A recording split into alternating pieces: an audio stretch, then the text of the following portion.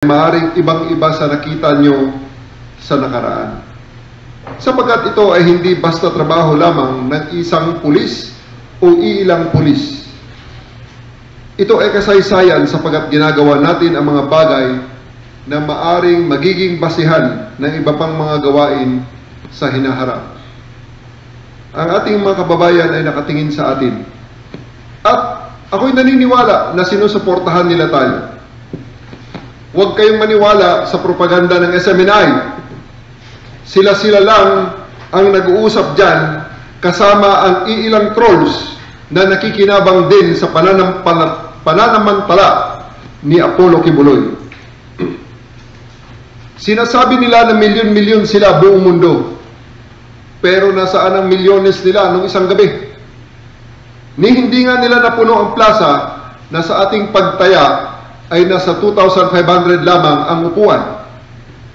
This is despite na nalaman natin na sila ay naghakot pa ng mga tao galing Bukidnon at Surigao para umattend sa kanilang event. Kahit sa live broadcast nila, ito ay hindi may pagkaila. Ang peak views ay 1,700 lamang ang nanood sa kanila sa buong mundo. Kung buong mundo man ang pinanggalingan ng 1,700 na ito, wala ang 8 milyon.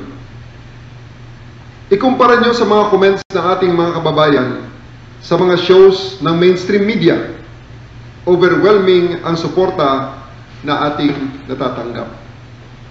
Sapagkat nararamdaman natin na nasa likod natin sila. Gusto nilang magtagumpay tayo. Gusto nila ng hustisya na naaayon sa proseso ng batas at korte at hindi sa labas nito or extrajudicially. Naiintindihan ng ating mga kababayan na nais nila na makamit ang tunay na hustisya. Hustisyang kailangan nating magpasakop lahat. At ito ay pinapatakbo ng ating mga korte. At ang unang hakbang para masimulan ang hustisyang ito ay ang pagrespeto sa warrant of arrest sa pamamagitan ng mapayapang pagsuko. Tapos na ang panahong hinahanap natin ang hustisya sa kalsada. Nakita na natin ang pait na idinulot nito sa ating mga kababayan na hindi man lang nabigyan ng pagkakataong idepensa ang mga sarili nila, lalong-lalo na sa kanilang pamilya. Hindi tayo ang pulis na kinakatakutan ng mga tao. Tayo ang pulis na pinaniwalaan ng mga tao. Narito tayo para protektahan ang lahat. Siguraduhin na patas ang batas at ipakita na walang nakahihigit sa batas. Hindi lang ito tungkol sa pagsiserve ng warrant of arrest sa isang tao. Tungkol ito sa pagpapakita sa bawat Pilipino na ang kanilang pulis ay naririto para sa kanila upang protektahan sila at gawin ang tama. At bilang panghuli, uulitin ko sa inyong lahat, ginagawa natin ang trabaho natin, nasa panig tayo ng batas. Kung sa hinaharap magreklamo man si Apollo Kibuloy laban sa atin, iisa ang depensa. Tayong lahat ay ginagawa lamang ang trabaho natin at higit sa lahat para sa inyo. Lahat kayo ay sumunod lamang sa utos ko. Bilang Regional Director, ako at ako lamang ang responsable sa lahat ng ito. I am taking full responsibility in everything and anything that you do. Kilala ako ng mga taong nakasama ko na noon. Hindi ako nang iiwan ng tao. I don't throw my people under the bus to save my own skin. May isang enkwentro ako noon sa Fairview, Quezon City, tanghaling tapat, December 14, 2005. 4 ang namatay sa isang 300 square meters na lote at 16 ang inaresto namin. Nag-file ng harassment case at natapos lamang ito ng 2017 or after 12 years. Pero lahat kami ay exonerated at na-promote din. Kaya magpakatatag tayo. Humugot tayo ng lakas sa kaalaman na mahalaga ang ginagawa natin. Tayo ay gumagawa ng magandang ehemplo para sa lahat. Kapag nahuli natin ang taong ito at mahuhuli natin siya, malalaman ng bawat Pilipino na pwede silang magtiwala sa ating na gawin ang nararapat. Magpatuloy tayo. Pagmalaki natin ang ating ginagawa at tapusin natin ito at ipakita sa mundo kung ano ang ibig sabihin ng pagiging pulis para sa Pilipino. We're almost there. Gawin natin ito ng sama-sama. Mabuhay ang PNP, mabuhay ang Dabueño, mabuhay ang Pilipinas, at mabuhay tayong lahat. Thank you po. Kung may mga tanong po kayo. Third question. Yes. You are taking full responsibility over the operation. Yes, I do. Why do you only declare this now? Hindi naman kailang i-declare pa right at the very start. Nire-reiterate ko lang. I am reiterating what is the fact in the very beginning that I take all responsibility for all this action. Sir, ano po ba yung nangyayari? Day 11 na ngayon. What happened since day 1 po? Nakita nyo naman siguro ang pinakamagandang documentation dyan, yung mismong SMNI Live. Pati ang mga propaganda nila, tingnan nyo. Makikita nyo, until kahapon, meron tayong pinasok na isang building sapagkat meron tayong na information na na-receive na may kwarto si Apollo Kibuloy doon na pwede niyang pagtaguan. Positive, nandun ang kwarto, wala lang ang tao.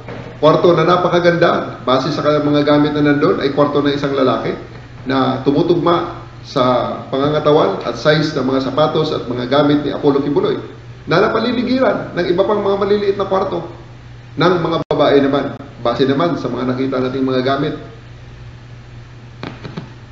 So, wala nga rin naman ang mga babae. At meron tayong nakita ron na isang seksyon na ngayon ay ating namang ikino-coordinate sa ating tamang ahensya.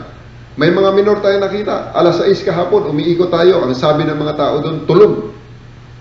Na hindi naman kapanipaniwala. Bago kami nakapasok doon, mga 30 minutes na kaming inantala nitong mga taga-KOJC. Bago kami makapasok, may dala akong 60 na mga babae na mga magsisearch. Kasi yun ang kanilang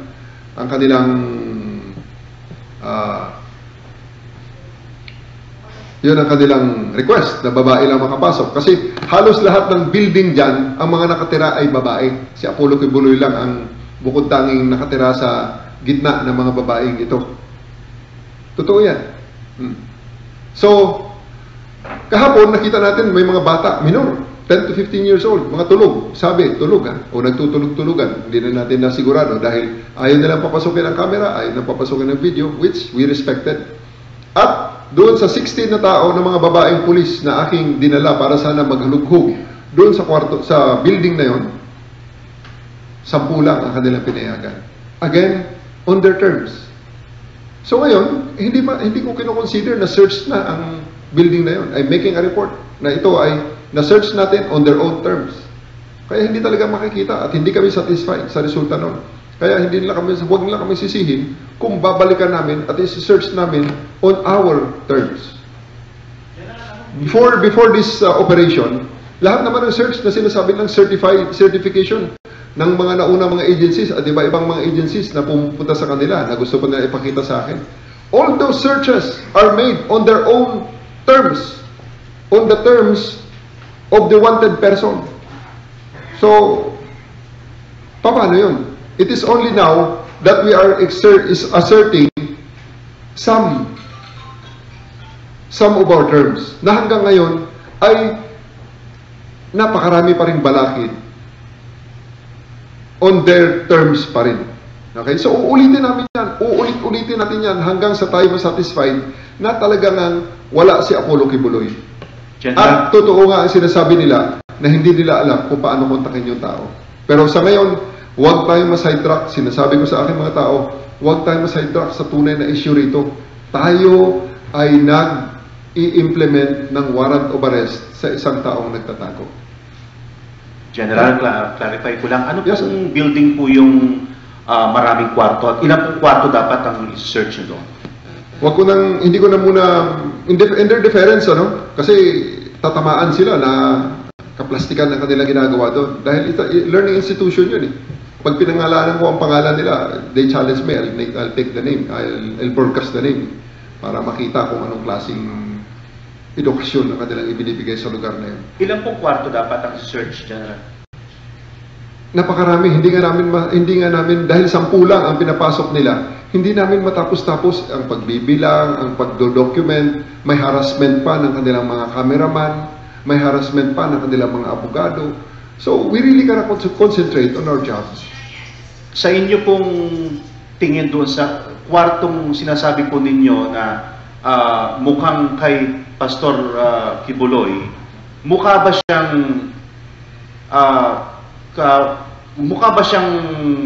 ngayon lang iniwan? Pwede niyo po bang i-describe sa amin, General Pace? Thank you. Alam niyo, yung mga ganun, subjective yun eh. Paano mo masabi kung kagagamit lang o kahapon lang? Like in a hotel, how do you know na kagagamit lang kahapon ng hotel? I really cannot give you a definitive answer regarding that matter. Aminado yan. Unless na it will be on our own terms, papasukin niya ang soko, hahanapin namin ang fibers ng mga buhok, kung kanino mga buhok ang makakita namin sa kama, kaninong... Ngayon, sigurado yan. Ibabacuum clean na naman nila yan. Dahil nakita naman natin kung anong krimen eh. Human trafficking, child abuse. At nakita natin ang mga nagsasalita na ng mga biktima. Wala nang makitang parang nagdedesperado ang ibang mga biktima nga na hanggang sa internet nilalabas na nila ang kanilang mga karanasan. Kagabi may lumabas na naman yung Ukrainian na karanasan niya. Walang babae na gustong ilabas ang ganong klaseng karanasan. Sino ba naman ang magiging proud na ganon ang ginawa sa'yo ni Apollo Kibuloy? So, we are really hell-bent on bringing him to justice.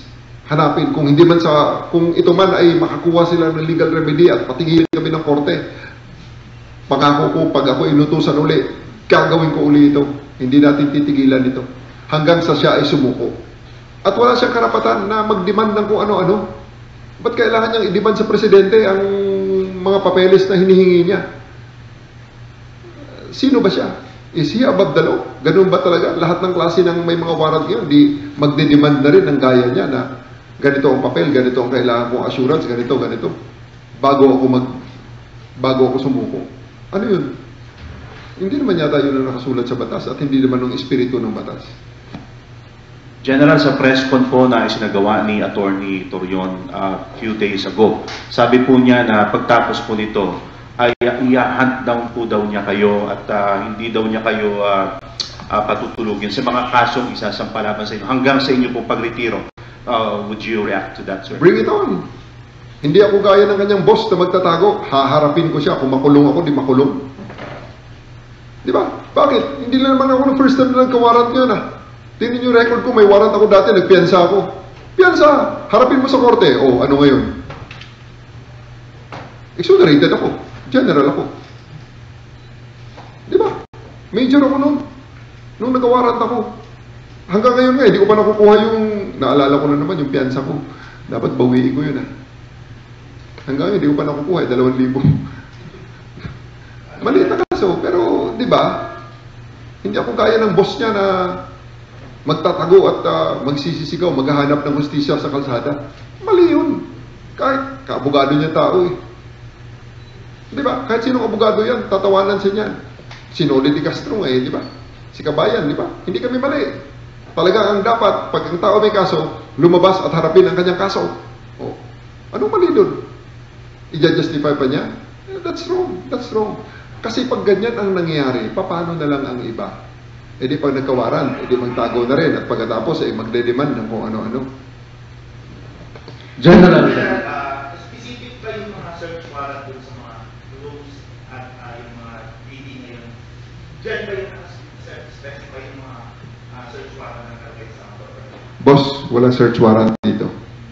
Ang search warrant ay para sa bagay at kontrabando. Wala kaming sinasabi na may kontrabando sa loob ng COJC. Wala kaming sinasabi na may baril dyan. Wala kaming sinasabi na may droga dyan. Wala kaming sinasabi na may dapat kaming search warrant dyan at kumpiskahin namin. Yun ang search warrant. Ang meron kami ay warrant of arrest na ang sinasabi ng korte, utos sa amin yun, dalhin nyo si Apollo Kibuloy at ang 5 pa dito sa korte ko para managot sa salang ganito. That is Pasig RTC 159. Paano nagpo-coincide dun sa heartbeat na sinasabi ng mga monitors? Kung nga kung mas namin ngayon. About sa digging na yan, allegation ni Atty. Torion yan, let him prove that. Wala akong sinasabi muna dyan sa mga bagay na yan, sapagkat yan ay allegation nila. Let them prove it. Yan ang gusto nila, di sige, let them prove it also. Pero may photos and videos din. Ilabas nila yung nagbigay ng photo at pakita niya rin ang, alam niya ang batas paano dyan. Ilabas niya yung taong nagbigay at bigyan niya rin ng sworn statement. Kasi kaya kong gawin yan sa loob ng Photoshop. For clarification, so sir, no excavation, no digging inside? Hindi ko sinasabi ang kung ano man yan regarding sa diggings na yan dahil yan ay nilabas ni Atty. Torion. Let him prove it. Di ba? In the same manner na gusto niya i-prove namin yung guilt at kung ano pa man ni Apollo Kibuloy bago niya i-surrender sa batas yung kliyente niya. Yung na-mention nyo before, sir, na underground facility, ano yung mga efforts to locate that? Wala bang excavation? Hanggang ngayon, meron tayong mga technical people na ginagamit yan. Because yung mga technical natin na mga ginagamit, hindi naman yan para lang sa bagay na yan eh. And it has been, those are reliable instruments na according sa mga operators nga, ay nagamit nila hanggang sa ibang bansa nung nagbigay ang Pilipinas ng suporta sa mga nasalanta ng mga massive earthquake. Kaya they are very confident sa capability at mga results na ibinibigay sa kanila ng mga instrumento nila. Ano nagpapahirap, sir, na malocate yung entrance ng sinasabi niyong underground facility? Unang-una talagang only half of the things that we want to do, less than half of the things that we want to do, we actually do. Ibig sabihin, ang search na ito ay always done on the terms of KOJC. Kasi nga ayaw nating we work within those challenges. Ayaw naman namin persahin na talaga ng persahin na talaga. Kaya kahapon pinilit ko na lang talaga yung Emerald Gate na sinasabi nila, nabuksan talaga. Just to dispel, ano ba ang nakalagay sa kanilang TPO? Ang allegation nila na pinipigilan namin silang pumasok sa kanilang compound. Anong totoo? Sila ang pumipigil. Doon sa unang gate na ginagamit namin, dati open yun. Napakawawalang hiya. Sinarado ang gate. Nilagyan ng excavate center. Pinadaan kami sa napakaliit na lagusan. At pagkatapos, hinihingian na kung ano-ano. Bakit? Sila na ba ang otoridad ngayon? Kahit na sila ay private, maliwanag right at the very start na ito ay papasok ang pulis para hanapin ang tinatago nilang fugitive na boss nila. Na walang lakas ng loob para harapin ang kasong sinasabi nilang napakahina. Kung tanongin mo si Atty. Torion, ang sasabihin at ng mga abogado, sasabihin lang, napakahina naman yan, matagal nang dismiss yan. Dismiss pala eh. Ba't hindi kayo lumabas at sabihin sa judge yan? Ibig sabihin, mali ang judge. Di ba? Kaya, andun lang tayo. Huwag tayong ma-sidetrack sa main issue na ang lahat ng ito ay nangyayari dahil sa paghahanap kay Apollo Kibuloy. And since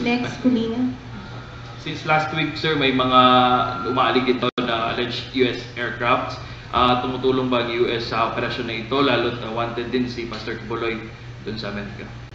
Yan, panibagong mga, di ba? Again, allegations. Let them prove it. They make that kind of preposterous claims. Lahat na lang eh. Di ba? Like the claim of their boss na siya ang anak ng Diyos dito sa lupa. Anak pala siya ng Diyos eh. Ba't hindi niya harapin ng lahat ng kanyang mga accusers? Ang nabasa ko kasi anak ng Diyos, hindi tumakbo. Di ba? ang nabasa kong libro na merong istorya ng anak ng Diyos, hindi tumakbo, nagpapako sa krus. Sir, Next, Colina, kaya sa Mindanao News. good morning, sir. Sir, Antonio Colina from Mindanao. Sir, on day 1, you said na you are 100% certain that Kibuloy is still inside the OJC compound. Now that it's day 11, sir, you're still confident na nandyan pa siya? Hanggang ngayon, naniniwala kami na nandyan siya, tinatawanan kami. Sige lang, there's always time for everything. At darating, sabi ko nga kanina, mahuhuli rin natin yan. Mahuhuli natin yan, just a matter of time. Sir, balik lang ako doon sa question on excavation. May ginagawang drilling activities or excavation ba sa basement ng JMC? That is the allegation of Atty. Torion, let him prove it. But on the part of PRO, sir, can you categorically say that there is no drilling activity? Basta sa akin lang dyan, let Atty. Torion prove the things that he is saying in the media. I just don't want to dignify all those things. James of GMA, sir. Sir, just this morning, nagpalabas yung Davao City Council ng resolution requesting the PNP to uphold the rule of law in implementing the warrant of arrest, no, the continuing implementation. Your comment on that, sir? Yeah, we welcome those. We welcome this resolution of the Davao City Council because lahat tayo ang gusto natin is uphold the rule of law. And I do hope that our esteemed council members and the political leadership of not only Davao City but our country as well to call for the concerned people and instrumentalities and everybody, all the Filipino people, to uphold the rule of law.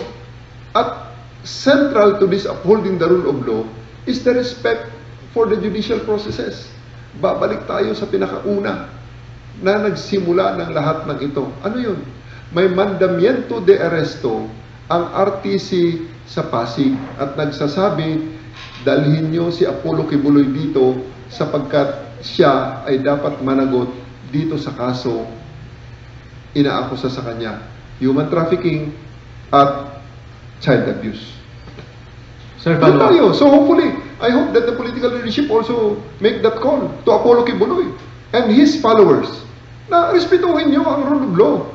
Hindi yung justice for Apollo Kibuloy ang nakalagay sa t-shirt nyo. Ayaw nyo namang humarap sa husgado. Saan hustisya nyo hinahanap sa kalsada? Tapos na tayo sa panahong yun. Ang hustisya ay hindi hinahanap sa kalsada. Ang hustisya ay hinahanap natin sa ating mga korte. Hindi ito political. Huwag natin haluan ng politika ito. Wala itong politika rito. Ito ay patas na pag-i-implement ng warrant of arrest.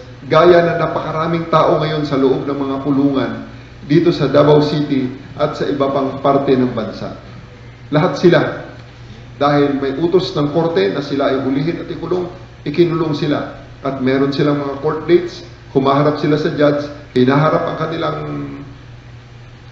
kanilang mga kaso, dinidepensahan ng mga abogado, at ang mga hindi makakuha ng abogado, binibigyan ng gobyerno sa katauhan ng mga public attorney's office na mga naka-assign sa mga korte kung saan sila ay inaasunto. Sir, follow up lang. You mentioned kanina na you were doing the search on their terms. Kahapon, nag-set sila ng challenge to Pro 11 na papasukin daw yung media doon sa Cathedral at sa JMC building just to prove na no digging operations are being made by the police. Sir, comment on this one, sir. Thank you. Ang tagal na natin sinasabi nga na noon ay gusto nating isama ang media para sa lahat ng ito. Pagkatapos ngayon, again, on their terms, hindi na. Tit for tat. On our terms, on this part also. Giselle of Inquirer, sir. Sir, good morning po. I-follow up ko lang yung dun sa rooms po. Was it naka-tidy up po yung area dun sa rooms or clean? Malinis. Napakalinis. Parang hotel. It's part of the school. Grace of Mindanao Times. Sir, follow up lang din. Clarification lang, sir, no? Saan particular po na building itong rooms na room na sinasabi niyo po? Yun nga ayaw ko lang i-mention na ang pangalan nila dahil let them ask them kung anong pangalan ng school na yun, ng school na yun, ng building na yun. Ayoko nang ako mismo ay hindi naman tayo ganun ka reckless at hindi tayo ganun ka Hindi tayo, ano ba ang term yan? Hindi tayo ganun ka-blasphemous. Kagaya ng boss nila siguro. Na ang blasphemy is okay lang. Sa akin, I still, iba-ibang interpretasyon natin sa Biblia, pero I still believe that it's still the correct book. Okay. General, pwede ko ma-clarify yung sinasabi po ninyo na 13 to 15 years old na mga bata. Babae po ba ito, lalaki, sir? Yes, babae. Mga babae. That's why we are coordinating with the proper authorities to make an inspection of that facility. Wala mga parents doon eh. Sa totoo lang. Wala mga parents doon. Ito po ay nakita nyo talaga, sir? Nakita ng ating mga searchers. Kasi mga babae nga lang ang mga searchers na pinapayagan nila doon. Yeah. At sa ganung oras ay tulog, supposedly. Really something very, very fishy. Ano ito, sir? Possible biktima ng human trafficking? Posible. But it will be for proper verification and declaration of the proper authorities. Kami naman ay indicators lang ang tinitingnan at meron kami mga conclusion. No? Kaya, because we are not the proper authority regarding that matter, we will refer it to the proper authority. Yung mga bata po ko sa nakita, doon din malapit sa kwarto ni Kibuloy na sinasabi nyo? Same building. Same building. First floor, second Isa lang floor? naman ang building natin na pinag-uusapan. Sir, Miss Kuduaya. Mga around 5 kahapon, 5, 6. Andiyan, live. PM. Hapon. Hapon yun. sir. Around 10. Sir, Miss, Yes. sir, follow up ko lang po, sir. Yung umpisa nung pag-serve ng warrant of arrest, all women po na police hanggang sa first day po. Almost. Although ganito, nung first day, andun ako personal. No? O first, second, third day, mga 3 days. Personal akong nagli-lead ng mga searches. Kasi napakarami ng, pag pinabayaan ko ang mga tao ko, mapanghinaan lang ng loob eh. Nakita nyo naman kung gaano kagulo. Sa likod ko nga lang, ako nga lang muntik. Talagang nasa brink na rin ako na panghinaan ng loob. Isipin mo naman yung gaano kalaki yung megaphone na inilalagay nila sa likod ko. Napakalaking megaphone na nilalagay pagkatapos lahat ng pang-alipusta, lahat ng... Kaya nag-lead ako.